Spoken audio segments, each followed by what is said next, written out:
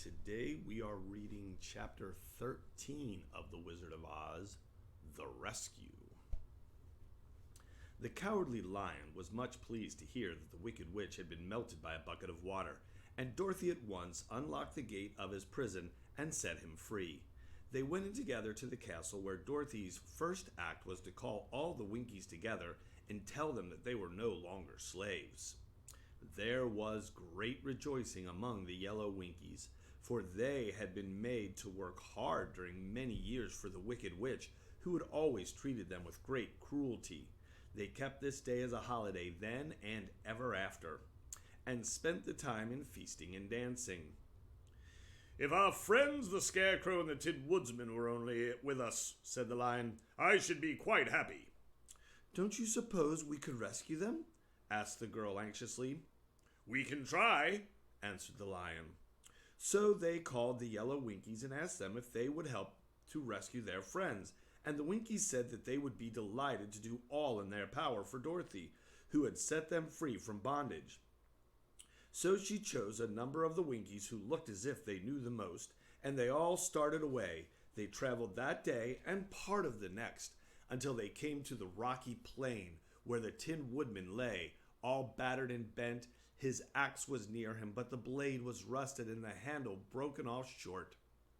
The Winkies lifted him tenderly in their arms and carried him back to the yellow castle again, Dorothy shedding a few tears by the way, and the sad plight of her friend, and the Lion looking sober and sorry. When they reached the castle, Dorothy said to the Winkies, "Are any of your people tinsmiths?" "Oh, yes. Some of them are very good tinsmiths," they told her. "Then bring them to me," she said, and when the tinsmiths came, bringing with them all the tools in baskets, she inquired, "Can you straighten out those dents in the Tin Woodman, and bend him back into shape, and solder him together where he is broken?" The tinsmiths looked at the Woodman over carefully, and they then answered that they thought they could mend him so he would be as good as ever.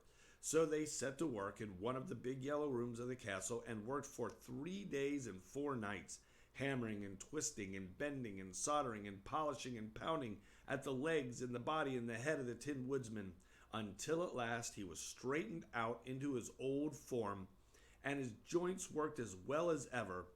To be sure, there were several patches on him, but the tinsmiths did a good job, and the Woodsman was not a vain man. He did not mind the patches at all. When at last he walked into Dorothy's room and thanked her for rescuing him, he was so pleased that he wept tears of joy, and Dorothy had to wipe every tear carefully from his face upon her apron, so his joints would not be rusted.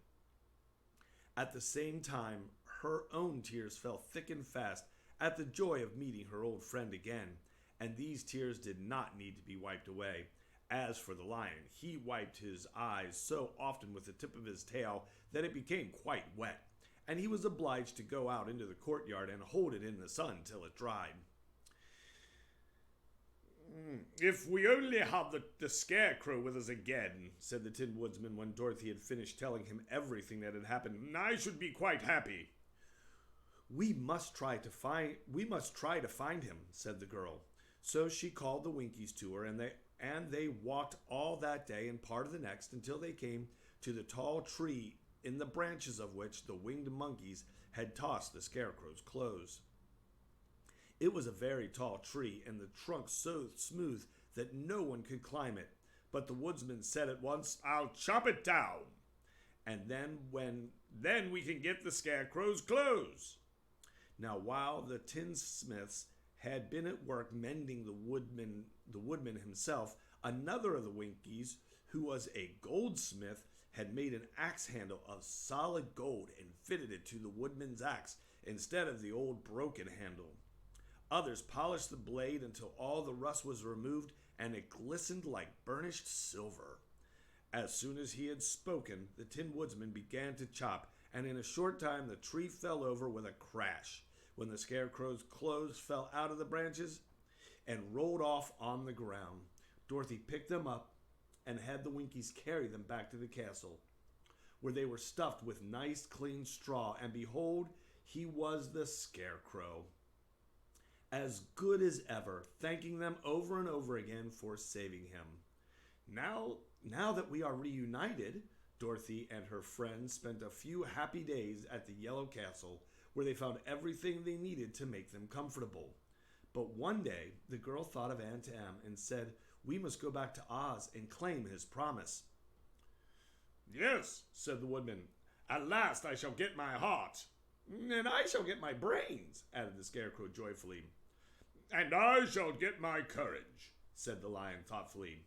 "And I shall get back to Kansas," cried Dorothy, clapping her hands. "Oh, let us start for the Emerald City tomorrow." This they decided to do.